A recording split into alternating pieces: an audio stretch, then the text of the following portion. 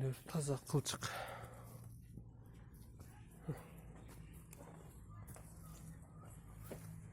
Şunu aşağıdan gelmez. Kuyrukların son. Kuyrukların son. Şimdi.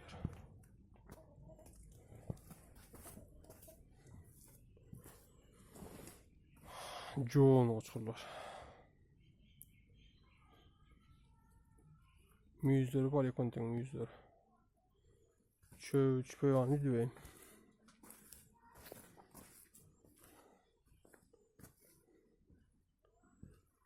Kuyruklar.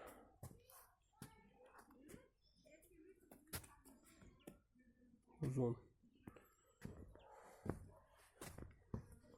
Bak, çıkarttım şu. Kuş.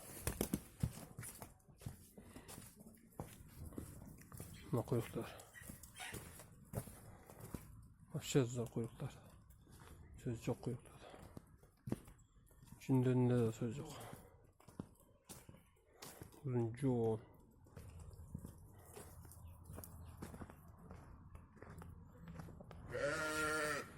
Kuyruk.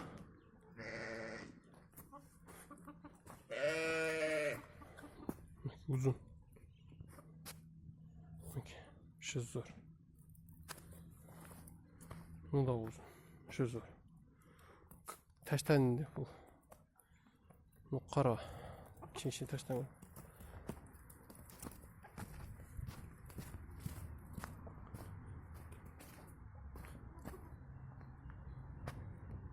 Başlarına kurtulmuş.